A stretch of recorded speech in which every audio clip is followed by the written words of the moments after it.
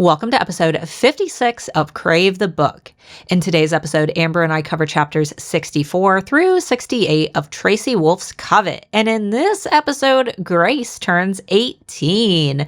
We get a lot of fun at her birthday party, and we have a deep discussion about some of Jackson's behavior during the birthday party. So without further ado, let's go ahead and get started. We are on episode 56, and we are conveniently stopping on chapter 69, which is very fitting for this. Our favorite number. It's very fitting for this episode. Well, I mean, we get more spice in this episode, and it's not even that the episode is spicy or that the chapters were spicy. It's just that we've been so deprived of Hudson love that when you finally get it, it's like, yes, finally. Guys, we're going to be doing chapters 64 through 68 of Covet. Make sure that you join the Facebook group. We did have a couple newbies join the group this week, so welcome. That is Crave the Book Podcast Tea Room on Facebook. And this will also be a cool place to link up if you're planning on going on Tracy Wolff's Bite Me tour. Make sure that I don't know if I'm going to be able to go yet. I'm still trying to look at my calendar. However, Amber is hopefully going, and well, I've booked my flights and I've booked my hotel, but that doesn't mean that I'm going to get in. Barcelona specifically is essentially you buy at the door, but there's a limited number, and they also won't tell you how much they are. So that's lovely. That's beautiful for my anxiety to just, like, I don't like uncertainties. Maybe, like, if I knew that I had booked every single thing, then that's no problem. But the fact that I'm essentially going to be waiting in a queue and then could possibly be told, oh, sorry, they've sold out. And I'm like in a different country. Send Tracy a message on Instagram. She replies to us. She knows us. Send her a message on Instagram and say, hey, because you've already talked to her about interviewing her. Just be like, hey, I booked this. I'm going to be flying to a different country. Like, yeah. And I've booked a hotel. Yeah. And we've also got her private email address if we end up needing to reach out to her to make it happen. Because and also, like, we're gonna get the books, and I'm like, are they all gonna be in Spanish? Well, that would be cool. And it would be really cool, but at the same time, I still need charm in English to read. Yeah. I will have I've got your box ready to ship with court, so you can get it signed if you end up wanting to have her sign it. Okay. I leave on Wednesday. Oh, well, that's too soon. They're very, very soon. Like, I was expecting them to be in, like, after Charm's release. Oh, but they're not. Oh, well, then she won't be selling Charm yet. She can't do that. No, but it sounds really silly that I'm going to have all of them signed, but not Charm. And yet it's the Charm tour. So. No, well, I guess we'll see. We'll figure it out. I don't understand. But yes, if anybody is going to the Barcelona event, please feel free to come and stand with me in the queue and calm my nerves and bring me coffee, because coffee helps. And hopefully we'll all get tickets. I've been looking at the other events, and they've all been like €7, €12. I looked at the American one, and they were $19.99. But you also get a copy of the book. So maybe that's what the difference is that the American tour is definitely after Charm's release. Oh. Hi, Bubbers. Yeah, Bubbers is down here meowing at me. Well, and now I'm like wondering. I'm like thinking, man, should I have bought my tickets already? I don't know. We'll figure it out. Because like I also don't know, like, if there's 12 tickets, then I'm screwed. Yeah. Well, we'll figure it out, guys, and we'll communicate with you in the Crave the Book Podcast Tea Room, and you can post which days you're attending if you're going to see Tracy. Just post in our group. Just stand outside the bookshop like a stalker. Yeah, you can. That's normal, right? Yeah, if you think you see Amber, just like yell Heather Werecrab, and she'll know. Or I was thinking of getting T-shirts printed. garlic mushroom. Just all the little tropes from our. Yeah. All our little tropes from our podcast episodes. Sorry, I heard my dog tip a bowl over. So that's going to be fun to go downstairs and find. Oh, no. All right, guys. Let's... So we leave off, don't we? We leave off Grace just after they come back from the Giants Village, and Grace is unconscious. Yeah, she just passes out. That was my weekend. Grace, too, passed out in a field. Yeah. So... But yeah, the first line is, "It's been 2 days since Hudson's picked a fight." It's really damn annoying. Yeah. I'm like, wow, that brat energy. She's like, I really, really want to see my man. I don't even know whether it is. I see it. Just is the fact that he's not been annoying to her. Yeah. He's not argued. Yeah. Like, I don't ever crave an argument. Well, if it's like if it's their friendly bickering, if you're with somebody and it's friendly bickering and they're not being normal, they're not bickering with you, I guess that could be pretty off-putting. Yeah. So. But at the same time, she didn't say that he was super lovey-dovey or cheesy or warm or happy or any of those things. So maybe she's just not straight up seen him at all. Yeah. Which would make sense. Because... But again, it's only been 48 hours, so she's... And he's definitely been busy because this is the birthday episode. Yeah, she's going to like, nobody's answering their phone, and even Heather hasn't messaged me, and then she's like, oh, I'm gonna go for my study session, and then everybody goes, surprise! I know. I love that she gets interrupted too, like in her misery and woe. Yeah, she gets. I mean, she says that she's like pouting when she is walking through the door. I have never had a surprise party. I've taken part in a few things where it's definitely less energetic than the movies portray. It's definitely they've booked a meal at a restaurant and you just so happened to be sat waiting at the table that they booked, and you go, hi. That's about it. Surprise. Hey. Yeah. And they're like, oh, I didn't know you were coming. And we were like, yay. Let's get food. Let's eat, please. Yeah, I don't think We've that been I've sat here waiting for hours. I don't think that I've ever had and I don't think I would want one. I don't want to be... No, that's my idea of hell. Yeah. Like, I want to know. I want to be able to prepare, be able to... Because, like, she was just talking about how she needed to get her home... Like, she needed this study session. She needed to get this work done. Yep. And then once again... And it was also her first birthday since the death of her parents, and no one had discussed it with her of, like, what she actually wanted. Yeah. And I think that it worked out well. It makes it especially bad that, like, it's the first birthday after her parents passed away, and Heather didn't respond. Like, Heather is just completely ghosted her. Like, then again, Which started our theory... What? Of the fact that she's, like, gone. Like, either she's turning evil or has been kidnapped by Cyrus, because we don't hear from her for a very long time. No, and here's the thing, right? Like, if your best friend's parents are, like, brutally killed and that friend has to, like, be hauled off to an Alaskan boarding school, like... and they constantly have to cancel plans with you.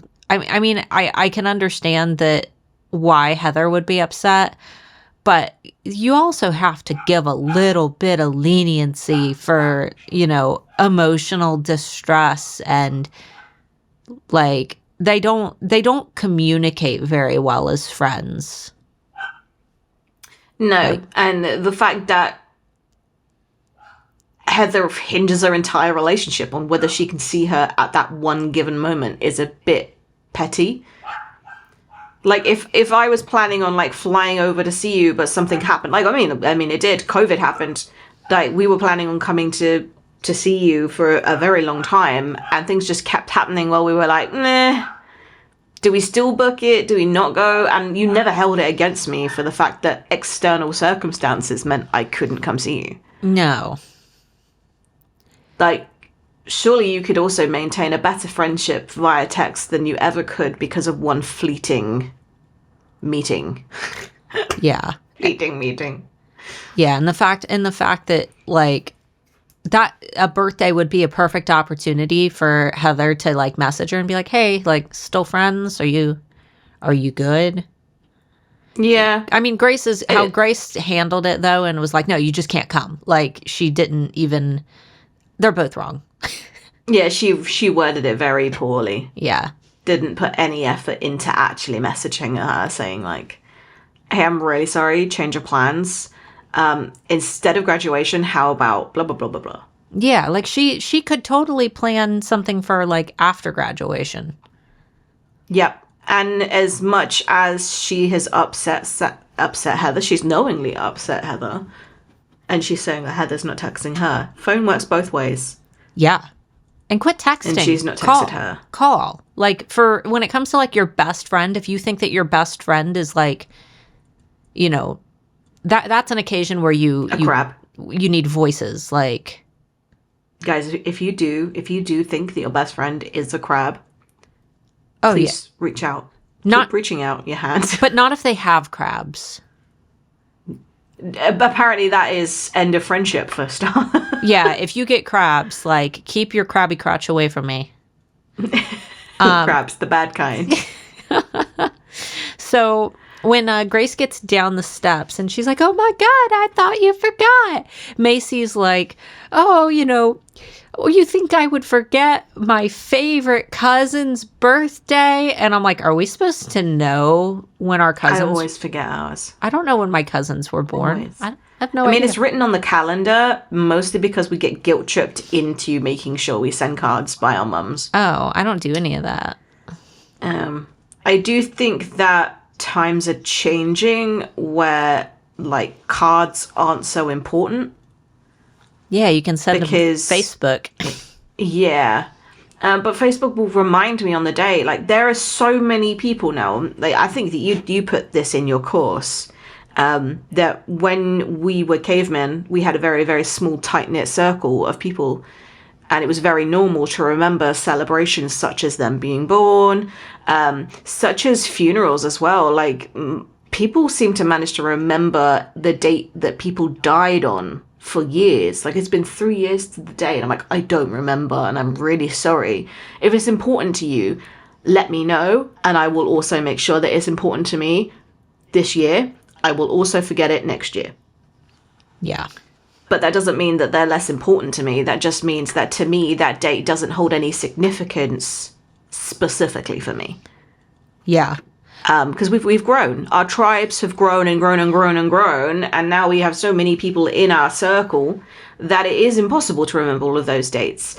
And if you remember one above another, then that's sacrilege and that you're a terrible friend. And it's like, well, no, the only reason that I remembered this one was because it weirdly sticks in my memory, or I know it's an important one. Like, I know she's 50 this year, but honestly, each year is completely different than the last, and I barely remember to send out cards.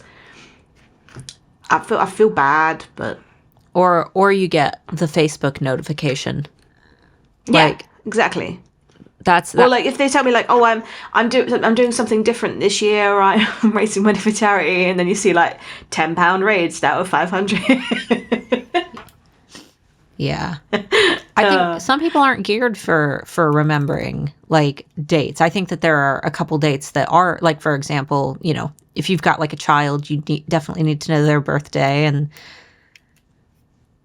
yeah, but sometimes I forget my own dog's birthdays, and I don't hold myself accountable for that. Like, that's not. If you forget your dog's birthday, your dogs don't give a shit. If I forget my 10-year-old's birthday, we got a problem. Yeah, they'll be upset. I could have it the next day, and they would never know. Right, exactly. They're not looking at the calendar. Like, more like, when you're filling out forms for like pet insurance and things like that, and you're like, wait, when were they born? Yeah. I have no idea what day my dog was born. I've got it all written down and everywhere, and there are also easy ways for me to remember it and things like that. But there's also things like people go, oh my God, how old are they? And I'm like, genuinely, don't ask. Puppy and not puppy. That's their ages.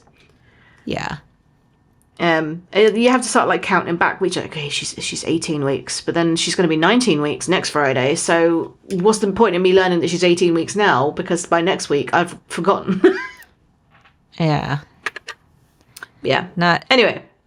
I don't do ages in weeks. I never did, even when my like little one was little. I was never like, oh, no. She's 17 weeks and 4 days.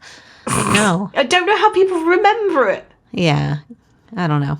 Unless they just don't have as much in their heads for them to have to think about. Like, I think anxiety takes up a huge bubble of space within our minds. That then there are certain things that we need to be concerned about when actually other people are just walking through their life completely unfazed. Oh yeah, I mean, Amber, we're CEOs. Like, we both own businesses, so it's like we don't have a lot of space in our brains. Speaking of not having a lot of space in the brain, because 18th birthday, I know that I was only thinking of very specific things when I was turning 18, and I tell you one thing, I did not get super stoked and excited to play Heads Up at my 18th birthday party. Well, it didn't exist. Heads Up? That's the one with the headbands, right? I thought... Oh. No, I thought that it was the phone app. Like where you tip it forward if you get it correct. Oh. I thought that was what that app was. I think you're right, because Jackson said it was like charades. Yeah, in my day, we called this charades. And apparently he was really good at it. Yeah, because he's probably got all the knowledge. What do you think he was acting out? Jackson, was his a purple octopus? I don't know, because I thought genuinely my brain went, oh, it's the Heads Up app where the people in the room have to describe what the thing is that you're holding up on the phone, and then if you get it right, you get a tip forward.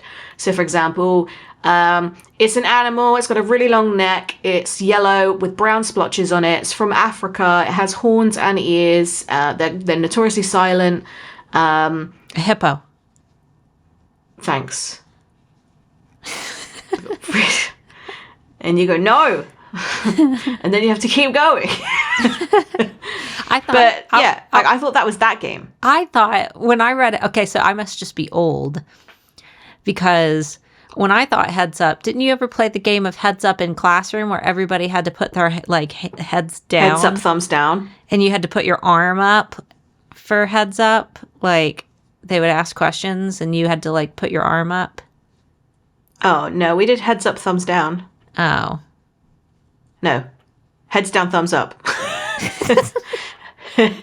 Lol. Okay. Yeah, we would have our heads on our foreheads on our desk and our thumbs by our ears pointing upwards. And that's all I remember of the game. I think that it was the same. It was wild. It was wild. Yeah. I'm going to have to ask Scott what the game consisted of, because genuinely, I'm like, there was a game. I know it did, but what was the purpose? Well, either way, my 18th birthday, I got super drunk, and one of my friends pooped themselves in my house. So my birthday was quite different than Grace's 18th birthday. I will say that Grace's 18th birthday sounded way more fun. I would have much rather maybe I wouldn't have rather thrown axes because I was drunk. But yeah. Yeah, I mean, when I was 18, to be honest, my 18th birthday was awful. So, yeah, I would have much rather that. Hudson. Everybody came home from work and went to sleep. Oh. And I was just sat in the living room like, oh. Aww. Yeah, so I started walking. I was like, anywhere. I'm just going to walk anywhere. And my nan was on her way to come and see me. And she was like, what are you doing? And I was like, no one wants to see me. Nobody wants any dinner. Nobody wants it. She's like, get in the car. I was like, okay. Yeah. I would have much rather Grace's birthday, except the music tastes. Jesus Christ. Oh my God. And it was in they were all birthday themed songs, but they were also from such drastically different genres. Yeah. And yep. her gifts were all very weird too. Macy got her sparkly earrings. Eden got her nunchucks. Luca and Flint got her flowers, right? Yep. Who got her the Harry Styles body pillow? Or maybe that was Flint and Luca. I think that was a joke present from Flint and Luca. Yeah. Because that's hilarious. And one of my notes is, whatever happened to that body pillow? Ew. I don't know. Because it just disappeared. It went the same place that Grace's Aurora Borealis necklace went. Yep. The closet of forgotten things. And then Hudson gives her the book of poems, which you can actually buy with a Crave book cover version of that book of poems from, where is it? I think that you can actually buy it from Entangled Teens website. I think that it's through Bookish Box though, so I kind of want to get it. But this part makes me especially sad because in one of the bonus chapters, I believe the Vampire Court bonus chapters for Covet, Hudson actually burns that book. Yes. He throws it into the fire and burns it because him and Grace are going through a rough patch, and it makes me sad.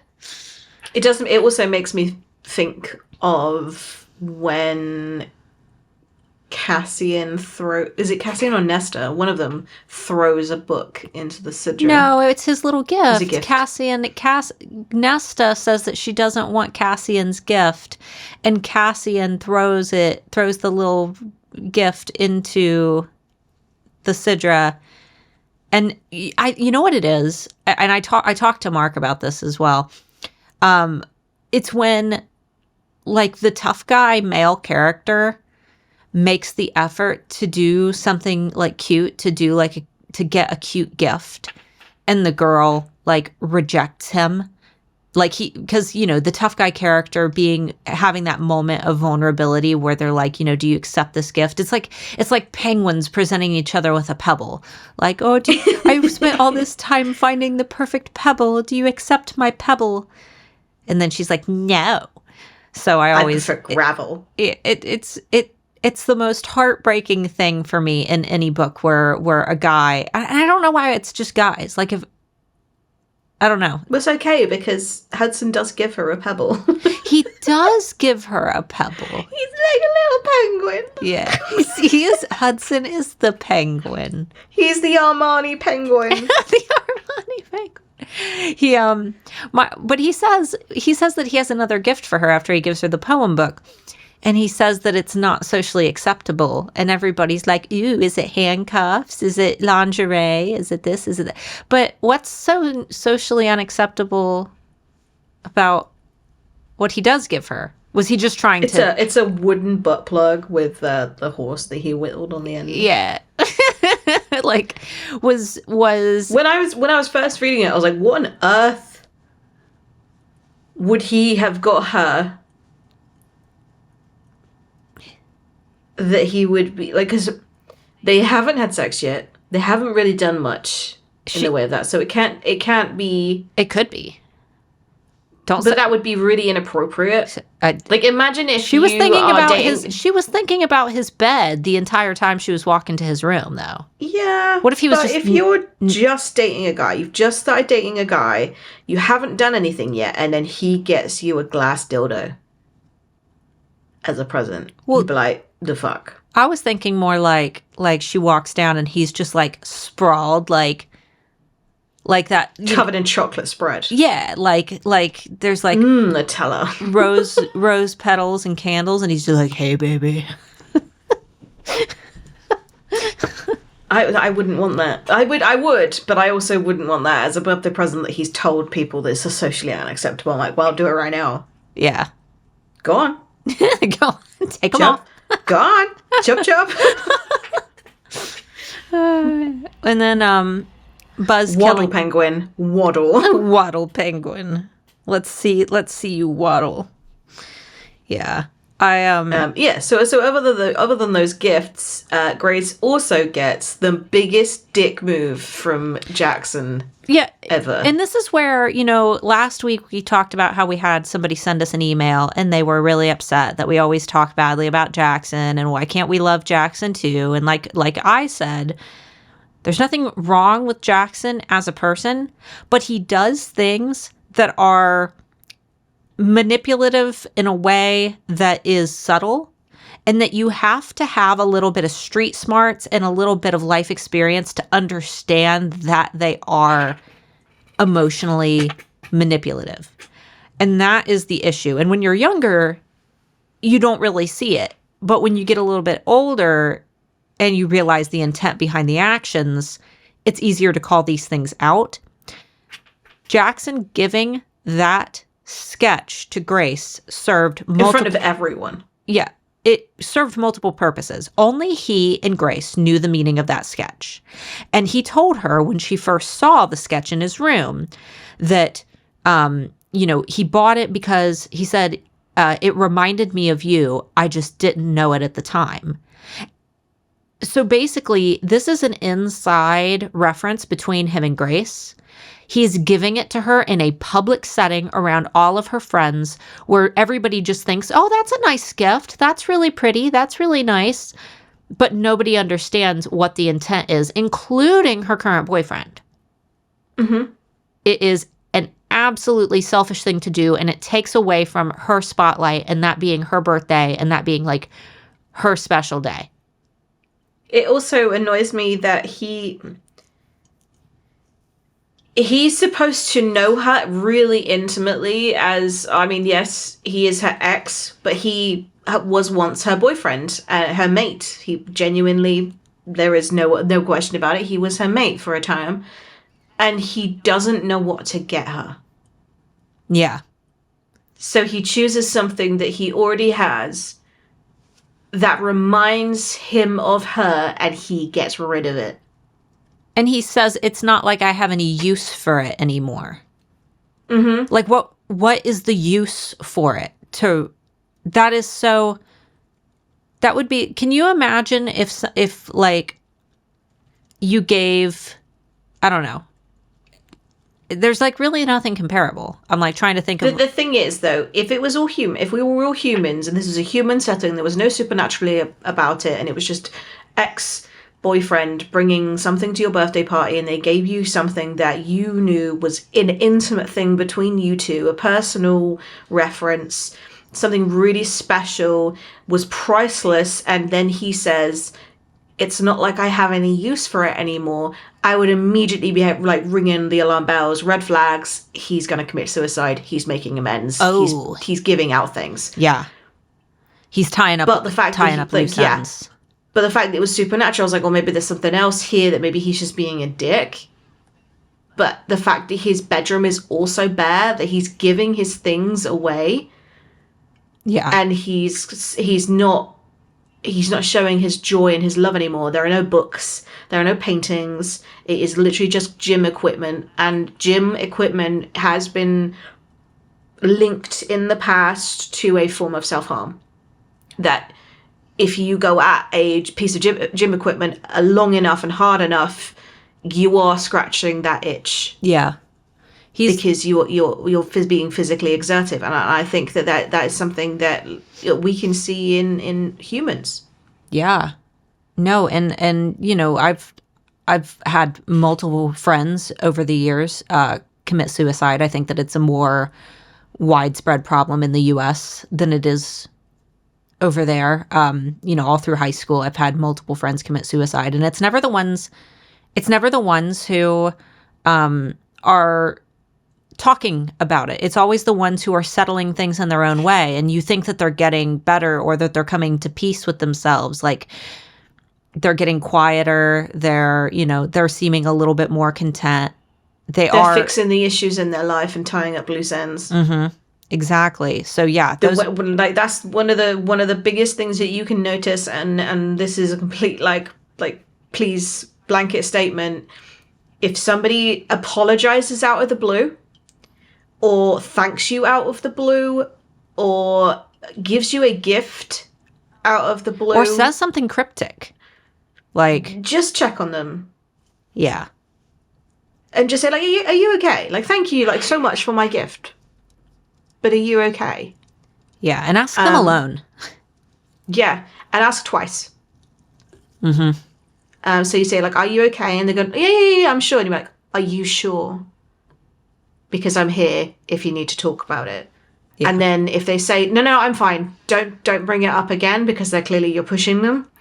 But I would then start to go through that checklist, the tick list of things that you can just know are immediately suspicious. Yeah, because it is like it's a running order. You make sure that your affairs are in order. Mm-hmm. Like, just like somebody who is at the end of their life and they're putting their will together. Yeah. It sounds really morbid, but people who are planning it do plan it, that they want to make sure that things have a home when they're gone. Yeah. And they are not as prepared to make plans as well, so they start cancelling things. And because they don't want a reason to hang around. And maybe at this point, mild spoilers, but, Jackson is going through something. Mm-hmm. Maybe this is the point when he's starting to realize that something's not right with him. Yeah. I mean, even Grace says something is off. Yeah. And she is right that it wasn't just a case of them breaking up. And I think that there's a bit where she goes like, this could end as quickly as it started, when she's in reference to their mating bond. And I think that she's right, is that the moment that their bond broke, it wasn't just a process of, we now no longer have that tether together, but we still love each other, they still care about each other, we still make each other happy. It was just Hudson's in the way. That wasn't the case. It was Jackson was immediately dark. Yeah. And that even Grace couldn't bring him out of that. It was just an immediate, he is broken and he can't be fixed. Right. And it's not the same as breaking up boyfriend and girlfriend, because they were boyfriend and girlfriend for several weeks afterwards. It was just, Grace was like, I'm trying and I'm not getting anything out of you. But also you're being really jealous towards this other guy that has, there is no equivalent for it in the human world. But you're being really jealous when I've given you no reason to, except for the fact that he is bringing me joy and making me smile, and you are not. Right. Jackson immediately checked out. Yeah. I think that this is one of the reasons why I was so suspicious of him giving this painting back, was that it was like, well, at one point that brought him joy. And that brought him hope as well. He was like, it reminds me of you. I just didn't know you yet. I didn't recognize you yet. And that was like, that's hope. It's like when you are going, okay, but one day when I get married, or one day when I have finally found that person I want to spend the rest of my life with, you're hoping, you're fantasizing about a future. And it's almost like he's like, I have no more future with you, even if we could fix it. Yeah. It's gone. Which maybe that's a good thing, because I think that this is the point also, like him closing that door, officially closing it, it upsets Grace. But at the same time, I feel that after this point, her and Hudson are finally able to like lean into each other. And at she's still, it's just the mating bond. But so I actually, like, I have a theory about that. Okay. And it was based on the whole, it could end as soon as it started. But her only concept of having a mating bond immediately got deleted, essentially. Like, that she still had those feelings for Jackson, but he did not. So she's thinking, well, if we didn't have the mating bond, would me and Hudson still like each other and love each other in this way? Is that it's just the mating bond, as in the only reason I'm having these feelings are the mating bond. It's that she doesn't know what she would be doing if mating bonds weren't a thing. And that if they didn't have one, would Hudson just walk away? Right. Like, is it? Because Jackson did. Yeah. And she's like, well, it's just the mating bond. I need to be sensible about this. I need to not let my heart get broken again. Because it did. It wasn't just that she suffered all that pain of having that bond ripped apart. It was the fact that Jackson wasn't still standing there waiting for her when she got back up. Yeah. It would be like, it's the only thing that I can think that's comparable is like, say that like you got in a terrible car crash and you ended up like disabled in some way, like you were like paralyzed, like from the waist down or something, and your partner just suddenly wasn't interested in you anymore. Yeah. Like, and you're like, I'm the same person. I'm still me. Like, this doesn't change who I am, and it shouldn't have an impact on our relationship at all if you really love me. And Jackson is like, no, it's broken. Mm-hmm. It's not the same anymore. I'm your carer now. Yeah. I can't, like, it genuinely, and now I've never had that thought process before. I've always been super annoyed at the amount of times that Grace has been like, it's just the mating bond, it's just the mating bond.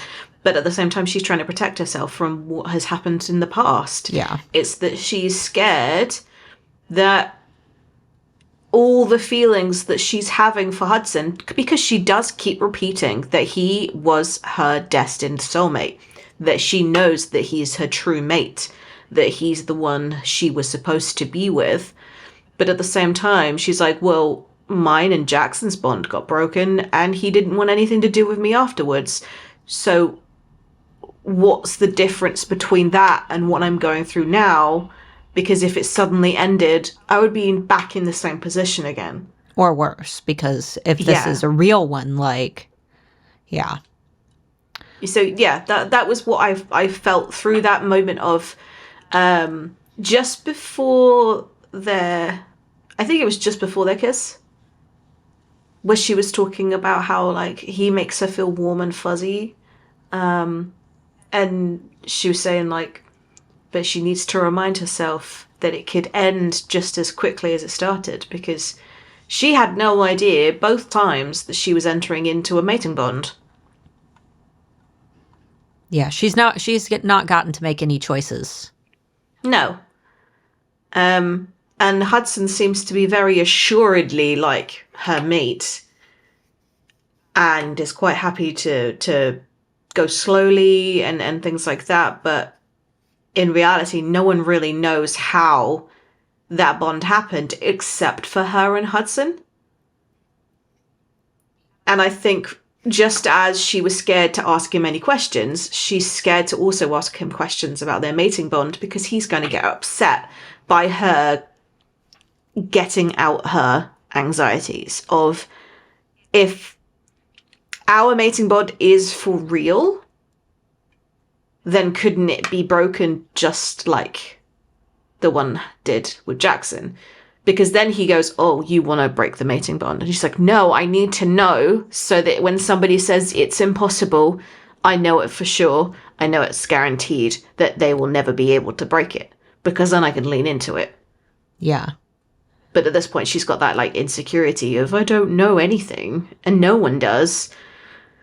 And the only person that did know did it willingly on her supposed stepson person and didn't care about the consequences whatsoever. And now he's ruined. He's not the same person. Yeah. But maybe she'd never known Jackson before he had a mating bond with her either. So maybe she just thinks that that's what he was like before he knew Grace. That before he was with Grace, that was who he was. And that she's just going, well, that's who he is. And I didn't change him. Which is, if we were talking about like non-paranormal universe, would be the more likely case. People revert. Yeah. They revert to their default. Yeah. So. And that, yes, you did bring them happiness for a time, but that doesn't mean that you changed them. It just means that their mindset changed, so they were less likely to be their normal setting. Yeah, you're an ice cream cone for a minute. Everybody's happy when they first get an ice cream cone. Like, but that doesn't mean that you need to always be the ice cream cone. What? You don't need to. Ice cream can make people happy, but you don't have to repeatedly provide them with ice cream. No. She doesn't need to repeatedly, be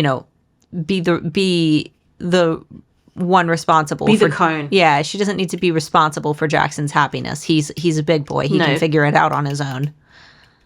But also at no point has he actually brought her down to and said, there's something wrong. I know you are happy and I do not want to bring you down because I am not happy, but there is something wrong. Medically wrong. Yeah, not I'm just sad that I've lost my mate or anything like that. And that's probably the reasons why Grace and Hudson haven't disclosed what the bloodletter has told them. Because if he was a bit more of a well-rounded person and was bubbling around, even though he was a little bit sad that, yes, he's had to move on from the fact that he cannot be in a relationship with Grace and that Grace is happier in a relationship with Hudson. But if he was just normal, they might have thought that his mindset was strong enough to have that information, but he's not. He's very down. He's very dark. He seems to be very volatile right now, where there's certain things that he's doing that just don't make sense. And it only gets worse as well. Yeah. He's not adapting to anything. He's just getting progressively worse after time is passing. And also the only other person that was interested in him, Flint, is already in a relationship and has moved on himself. Yeah. So it wouldn't even be that they're telling him for the fact that he's like, well, you might have still a possibility with Flint. It's like, no, Jackson, I need to tell you this so you know that what happened to you was the bloodletter's fault. Yeah. But they don't. They just keep everybody keeps secrets. Everybody. And I never believe that it's for the benefit of somebody else. It's for them. It's definitely for their own benefit. It's to avoid the discomfort of just being honest. Yeah. But because you can also lay that truth out in a completely different way and get different outcomes. There's black and then there's white and then there's so many shades of grey in the middle, and you can also kind of toe the line depending on their reaction. And they just don't, they were like, well, rather than have this discussion at all, let's just keep it a secret. Yeah. Because he's too vulnerable right now, which is fair enough. But at the same time, what if that secret is the one thing that is going to give him strength? Right. Or help just to solve the problem faster. Like, go talk to the bloodletter and figure it out. Like, there's so many things that... Because I think the bloodletter would take one look at him and go, oh no, I fucked up. Right, because she obviously cares for him. Yeah. Yeah. But he's not able to do that. No. So it's a bit more of a lighthearted thing. I think it's like the day after. Day after, yeah. Day after her birthday, she has another study session with Hudson. And he says that they should go and meet outside. And he gives her his coat because she realizes that she's left her coat in her room. And I was like, oh my God, there's genuinely like nothing as delicious as wearing your partner's clothing, especially when it still like smells of them. And then he says, it's a bit weird. He says, but nobody ever wants to get it out of the laundry. Like, that's a bit weird, but. Yeah, and then he says the line that I like you, I like seeing you in my clothes, which I use that line in my own book because it's not just like giving you something, it's giving you something and then looking at you and then acknowledging like, I like seeing you in my clothes. Because it's almost like I want to see you more in my clothes. Right, like we should make this a regular thing. Like you belong to me, you are in my clothes. We are sharing these items now. Yeah, there's a whole even though it doesn't fit her at all in any way, shape, or form. That makes it even better though. I'm wearing my husband's oversized hoodie right now. Like makes it especially when it's the first time too. Like, but the thing is, I think it's definitely an ownership kind of thing. Is that like I'm giving you clothes? Dobby is free. Yeah. But if I ever caught my husband wearing my clothes, it'd be a bit weird. Yeah, that's a little. Apparently, the sentiment is not mutual. I don't know if it was like big hoodie. I don't think my hoodies would fit him. He would be like constantly having to pull it back down over his belly. He's too tall, so he has to. If he wears a medium, they fit perfectly, but he shows his belly too much. But then if he gets a large, it's like a tent, but it does cover his belly. And women's clothes are definitely made completely differently to men's, which we like. I love unisex clothing, but well, yeah, it would still be weird for me to capture him because I'm like, why are you wearing the Amber Marie hoodie? He's like, I'm just representing, just repping the wife's brand. Yeah. So they finally, they get into an argument because Hudson is like, I literally know everything about you and you can't even think of one question to ask me. And the whole reason that Grace is waiting, like she wants to think about what she wants to ask him, is because she doesn't want to upset him. She doesn't want to ask him anything that might bring up bad memories or lead to heartache. So he completely like misinterprets that. And then they get in an argument and finally he's just like, you know, you need to. Well, she gets up in his face. Yeah. He's like, you need to let me She's go. like, don't leave. And he's like, well, if you stay there, I'm going to be forced to do something you'll regret or I'll regret. And she goes, oh yeah? And what if I want you to? That would be my move. I would just poke the bear. And the kiss was apparently earth-shattering. Well, yeah, she's been horny for him for like 2 books now. He's been edging her this entire time, finally. And it's so much better than Jackson's kiss. I can't even remember when Jackson kisses her in his bedroom just before Aurora. I thought it was after the Aurora Borealis, and then right afterwards he went psycho. No, that was when he bit. I don't know. I can't remember. No. But yeah, like to the point where because like nothing else exists. It is just me and him. And the bit that got me was that like werewolf started like snickering behind him, like wolf whistling, and apparently Hudson just turns and snarls at them to the point where they run away. They're like, oh no, run away. I was like, yes, that's my man right there. Good to read. I'm not going to enjoy watching that in the movie. No. It's going to be very much like the baseball scene in Twilight. Oh, God, so awkward. That makes me so uncomfortable. Yeah. There's men roaring is... I'm very nervous for the Court of Thorns and Roses Hulu adaptation, like, because the men also roar during sexual moments. I'm like, I'm wondering whether it's just like an interpretation of what the noise is rather than it sounds like a lion. Well, I think with paranormals, it is more of a feral roar. When I'm writing about like JC in the channel, I'll put he growls out words, but it's more of just grumbly men. versus a paranormal that actually has animalistic tendencies. I think that that's a little different. It'll be interesting for sure. Hopefully they don't, like, because there was also a cringe thing in Beauty and the Beast, the live action remake, right at the end.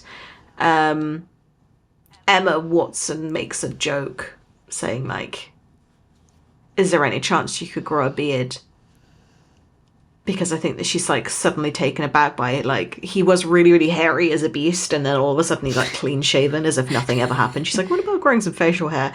And apparently they decided as the writers that would be a really appropriate time to have him go, grr. Like, oh my god, stop, cut. That's like in which, I can't even remember. Which Harry Potter movie do they eat the candies that make them?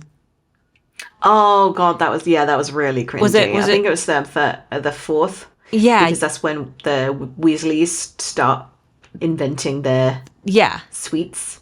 And Ron eats the lion one, and that sound clip will forever the dubbed parts were awful. It will forever haunt, like, the monkey was particularly bad. It's so cringy.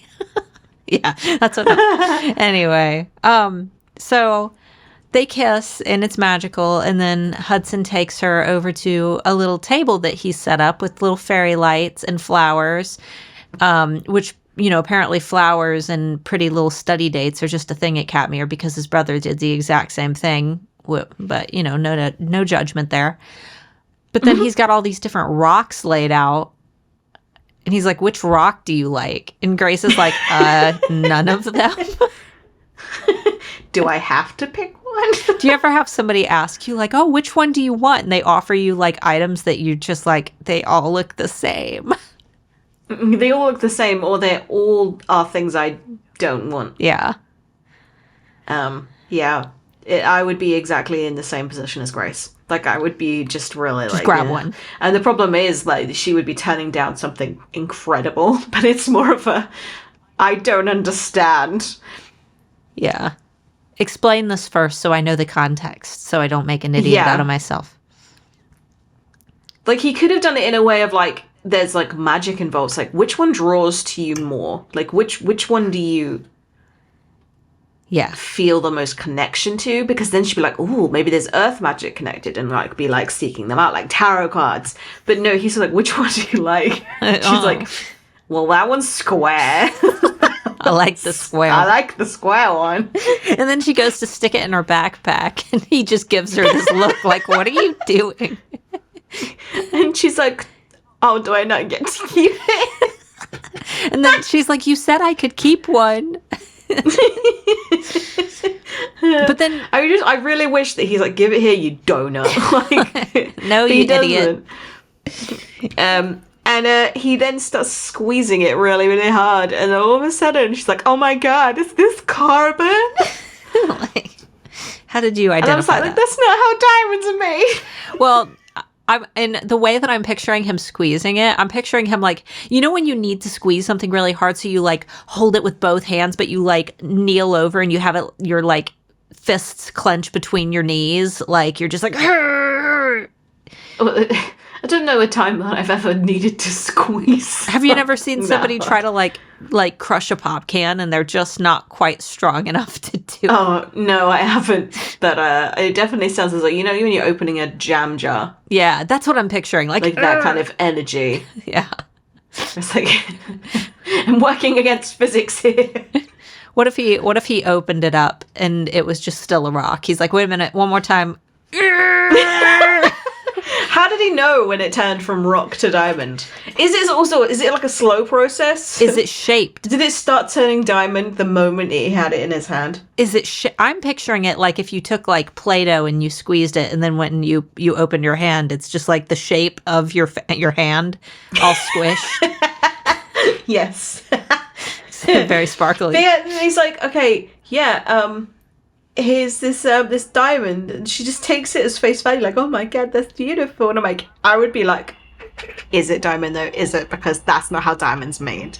You can't just go, I know, we'll put it in a vice. Like, I've seen the machines that you can absolutely make diamonds.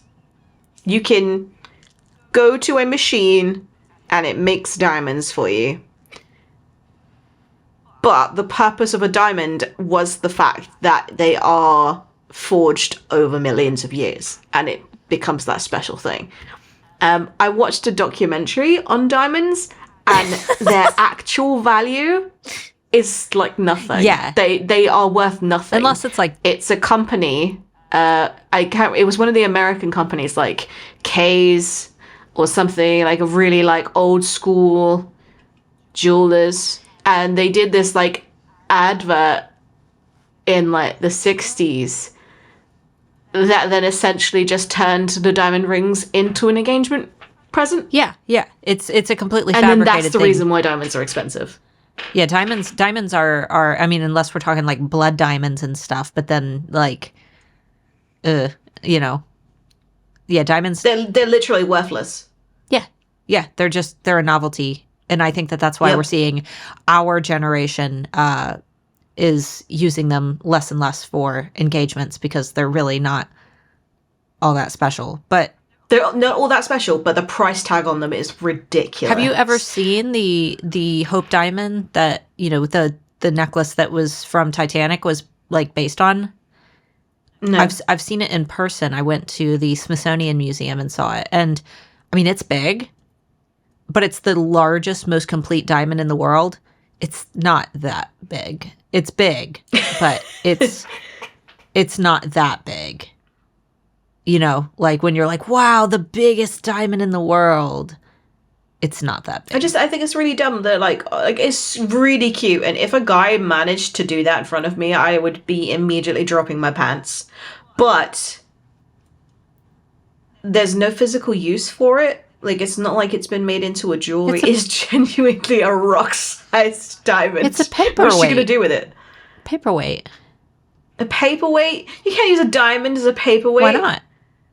People would think things like, oh, that's cool, it's glass. Yeah. Like, no one would see the value or the significance of it. Well, like, they would just go, oh, that's pretty. If Hudson is a walking diamond factory, he could just be making them. Why is he not employable with this skill? We need a cookies and a diamond shop. Yeah. But he could absolutely go to the Giants and go, hey, look what I can do. Yeah. And it'll be like the Cartman episode where he's cash for gold. I like the song on the Cash for Gold. Me and my husband sing that all the time. And then we start going, and start like harmonizing with each other. It's great. My favorite is like right when you think that it's over and they add another layer into it, and there's like a nobody's gonna know what the hell. Hands down, one of my favorite episodes. I love that episode. But yeah, essentially, it's just like it becomes a circle of never-ending revenue where this diamond just keeps getting sold back again to the same people. Just Google South Park Cash for Gold song, and it's amazing. Yeah. Hudson throws out the line though where she's like, oh my god, I thought your powers were bound, and he's like, I'm not persuading the carbon to turn into a diamond. Giants aren't the only ones with a little earth magic. What the hell does that mean? He doesn't have earth magic, does he? He apparently he can do this. I don't. Did he ask someone to put earth magic into the rocks?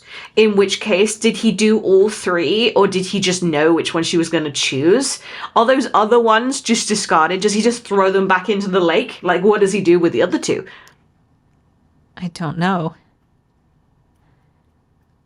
Yeah. Why did she have to just choose one? Clearly it was zero effort for him to make one. And where is Hudson's earth magic in the future? I don't know. Oh, Hudson. But it wasn't even as if he's just like, I need you to channel some energy into it or anything like that. He just went, no, okay, cool. And my brain is like, he's just going for his shit. Yeah. Gritting his teeth, fist clench, squeezing this rock. And then he gives it over like a little penguin. My pebble. Here is your pebble. And you deserve something perfect. Happy birthday, Grace. Happy birthday, Hudson. That would be absolutely something I would do if I was just tongue-tied. The amount of times I've walked into someone and gone, "You're welcome." The worst one is that I will occasionally, when I hold a door open for someone and they say thank you, I will try to say no problem and you're welcome at the same time, and it will come out as your problem. Your problem. No welcome. No welcome. No welcome. Happy birthday, Hudson. Oh God, yeah. And so she passes. Well, she thinks she passes all of her final exams. I didn't get an A, but it's fine. Yeah, I don't remember like sitting and taking like final exam. I'm sure I did because I passed, obviously. But even if you did, you wouldn't also remember coming out of those and going, "I definitely got this specific grade." No, I would have. That's a free for all at that point. You just go, whatever. The luck is with the gods now. Yeah, I would not know. But she bumps into Flint, and Flint wants to go for a fly, and she knows that probably means that he wants to talk. So she flies with him, and they do a race to the top of the tower of the castle, and they bet on, whoever first one gets to pick what movie they watch with the group. And he says, "I'm not watching Twilight again." And she's like, "No, Macy and I watch Twilight alone in our rooms like any real Twihards." I'm like, wait. In Crave, she said when Jackson gave her Twilight, she said she had never read Twilight, but that she was interested. For one, when has she had time to read Twilight, let alone the entire book series in this short amount of time, because most of it has been spent gargoyled? And how does she now consider herself a Twihard, even if she has just now finally gotten through all the books? Like, Grace, come on, girl. Do you own Edward Pattinson, Robert Pattinson's coat? I don't think so. Also, if you're living that life, you would be watching Twilight so ironically. Yeah. That would be it's still the funniest shit. Like watching it now. Like, yeah, I'm an OG. Like I was there when they were written, kids. But imagine watching it and reading it when your husband is a vampire himself. Yeah, that would. And that everybody around you is supernatural. And you're like, I'm going to watch a really diluted version of them and a really like bastardized version of what race my partner is. Like, I would even say that these days, if that happened, it would be considered racist. Yeah, like you all the stereotypes that are very wrong. You're sparkly. Like, I guess if they didn't know that your race, if your race was such a mystery, like it would be different if it was like Chinese people don't exist, and then like it would be, you know what I mean? Like. But if you watched a movie based on people who think that Chinese people exist, and then what they think that Chinese people did, it would be offensive to you to watch and be like, the fuck? They really think that? Yeah, but if Chinese people weren't real at all, like they were a fantasy in everyone's eyes. Like that's like us saying like a movie about unicorns. Like we can make unicorns any color we want to make them. We can make unicorns do whatever we want. We can make unicorns act however we want. But if unicorns are real and they're just hidden from us, then that means that our interpretation of what unicorns are is probably very, very incorrect. So does that make us unicorn racists? Yes. Because we're wrong about what we believe a unicorn is? Yes. Yes. Unicorn racists. Damn them in their horns. I mean, I have never met a Guam person. We apparently are huge in Guam. What is the nationality of someone who lives in Guam? Is it Guamish? Like, we look at our Guamian? podcast statistics, and most of our listeners are in Guam. Where are you guys? Tell us about. We want to know. This is why we're not. Why do you listen to us? Right. We are not ironically. We are not ironic. We are not ironically asking. We want to know, why are you listening to us? What's going on in Guam? Why do so many of you guys read Crave? Yeah. Or is it a bot? It could be a bot. That's my suspicion, and that's why I'm curious, is I think that it's a bot. But if not, if the Crave series is just huge in Guam, like, that's pretty cool. Hilarious. I would love to know more. But anyway, so Flint sits with Grace because she's like, I can tell that there's something you want to tell me. And he breaks it to her that he's afraid to go to the Dragon Court and have Luca meet his parents, whether that be because he's coming out. I don't know if this is because it's just meet my new boyfriend, or if it is, hey, mom and dad, I'm gay. I don't know if it's because nobody, like his family, don't know. So either way, it's really sweet that he asked Grace to come for like that moral support. Yeah. Yeah. I'm just glad. When I was reading that the first time, I was like, oh my God, if you ask her to be your beard, this is going to be very uncomfortable. Ah. It's like, can you just pretend to be my girlfriend so that my parents don't know that I'm gay? And you know what? Honestly, the first time I read it, that's what I thought, because the way he asked her, it did make it seem like he because he said, I want you to come with me. And that was like the end of the chapter. I'm like, wait, what? Yeah. Yeah. And he was like, yeah, this is the way that he said it was very much like, I need you to pretend to be my partner for a bit. Can you be an escort? Yeah. But no, he was like, no, I just want to invite you for moral support, which is fair enough. But also he was saying like that it will be a good way of experiencing what court life is now that she needs one.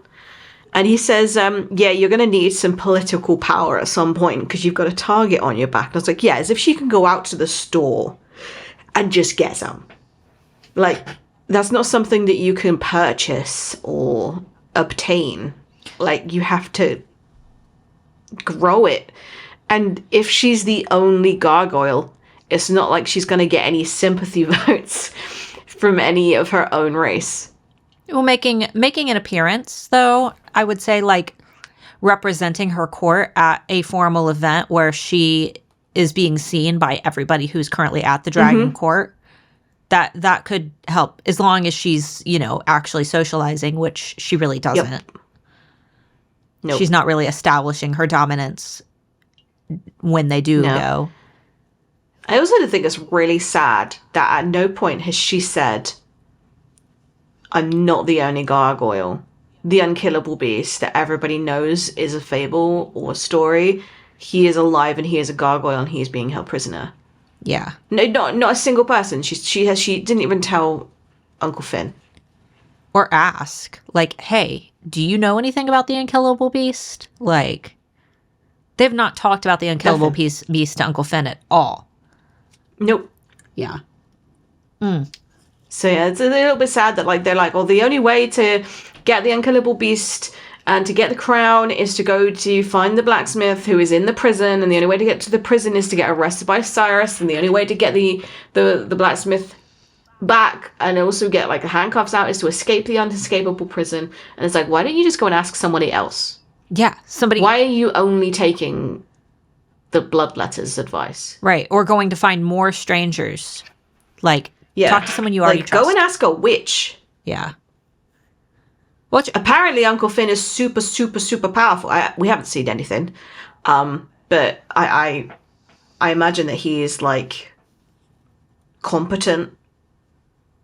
And also he has a lot of, like, contacts as well. Whenever he needs to go and research something. Like, he found gargoyle experts all over the world whilst Grace was in her statue. And at no point she's thought to talk to him about the fact that one of her race is imprisoned and he's been there for 1,000 years. And she's just like, it's okay, but I need to graduate. Yeah. She's prioritizing the wrong things, which she's done this entire series. Yes. Let's, speaking of prioritizing the wrong thing, she finally says something smart. Let's get on to spoilers. Woo woo. Yeah, you'd already noted it, so I didn't note it, but it was probably the most significant thing that she said. Like, yeah. So, well, I mean, it was all kind of like tongue in cheek, but at the same time, she clearly knows something, because otherwise, like, I wouldn't say that. Yeah, would you say that? No, that's not. She hands Flint a bottle of water, and he says, "Oh my God, thank you. You're a goddess." And then she goes, "Maybe not a goddess, but I'm definitely a demigod." Like, what? Where'd that come from, Grace? I wouldn't say that. I'd be like, "You're welcome." You're welcome. Or something like I don't even know what I would say, but it wouldn't be that. Yeah. No, that's the first. No, it was weird. Yeah, and you know, just in the span of a couple chapters, her summoning a forest, and then dropping that line about being a demigod, like rereading it. I remember before we had read Court, a lot of people speculated that Grace was a demigod, and I'm like, where are you all getting that? Like, why are you thinking that? And now that I know, I'm like, okay, there were hints, there were signs. I was just. They're very subtle. The first time you read through, they're very subtle. If you're not really paying attention to tongue-in-cheek irony, or little like tidbits thrown in, but now we're reading it through like the third, fourth time. Yeah, it's very easy to spot them. Yeah. So Flint invites Grace and the crew to the dragon. The Wyvern Horde. Yeah. At the Dragon Court. Yep. And she goes, "What do you even do at these events?" He says, "Feasting our three favorite things: feasting, hoarding, and well, you know." And like, my Grace definitely does all three. Maybe she's a dragon. Yeah. I just love that because she definitely feasts. She has a lot of food. She hoards because she wins that money, doesn't she, to set up a court, which we never hear of again. And she gets definitely do the last one. Yeah. Yeah. Does she? Yeah. Do they have sex? Yeah. Did we establish that they had sex, or?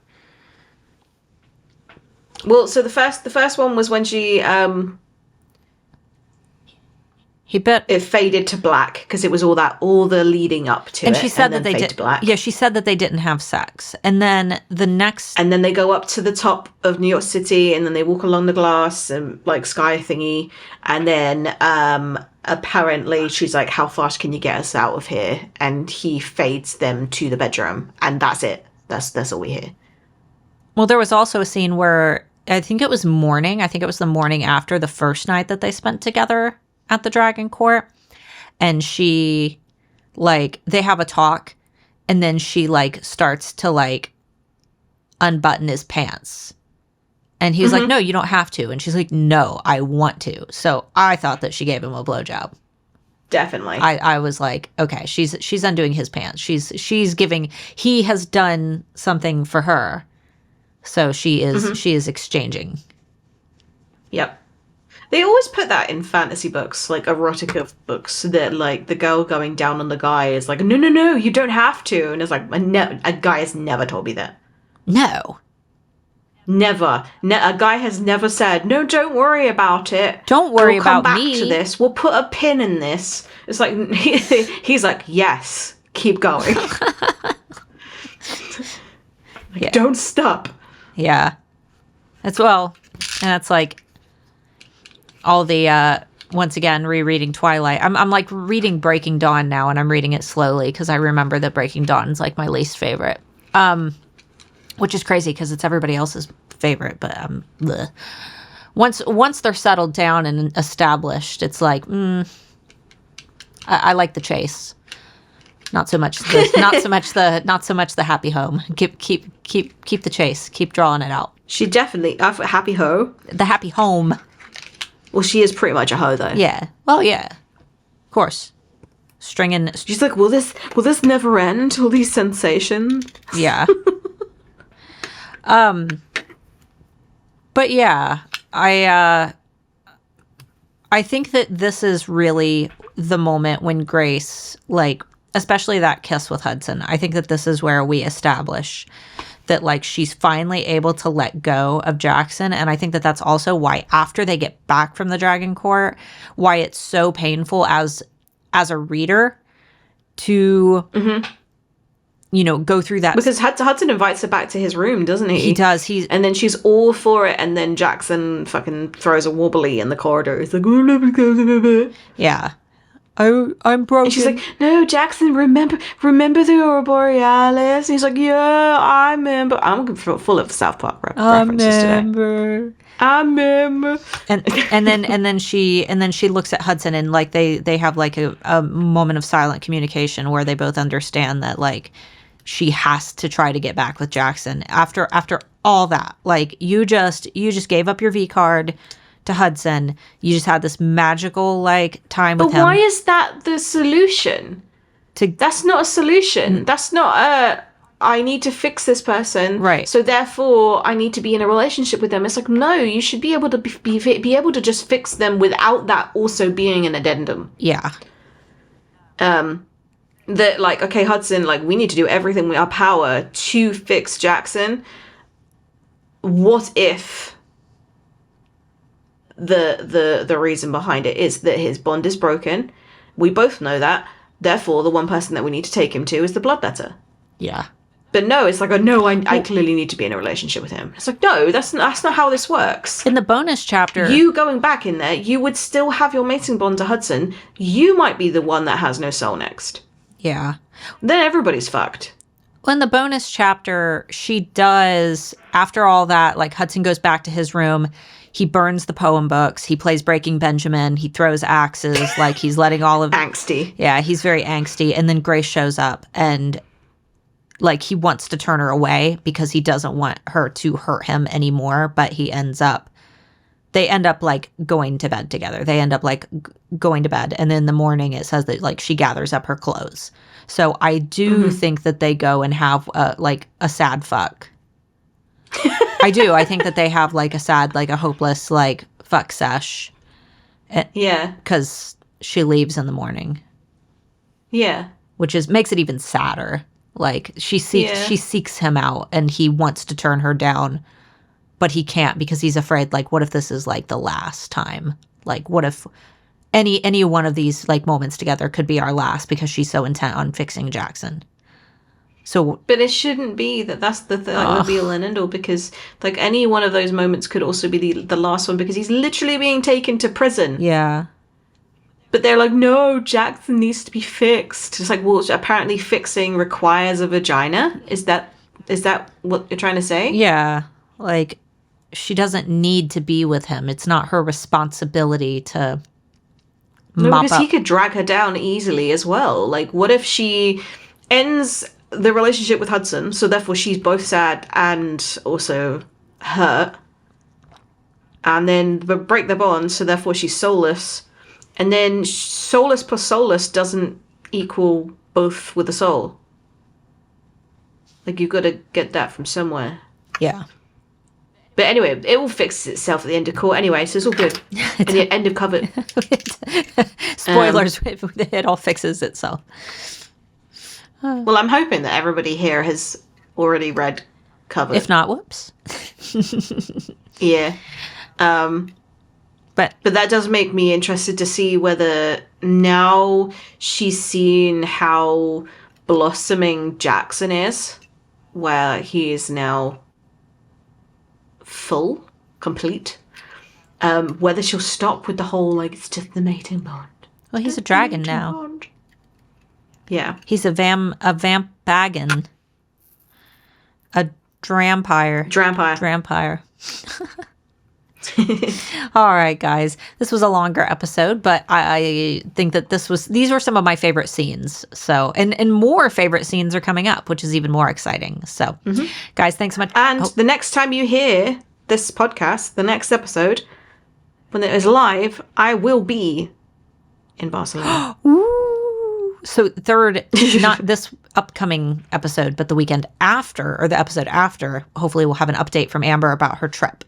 So yes, and I'm hoping that we might have like a little clip to play of Tracy. And mine won't be till, if I go, mine won't be till December anyway. So yours will be before mine. So maybe I can still go. I just looked up the dates to make sure, and it would be December. But guys, thanks so much for listening, and we'll see you next week. Bye-bye.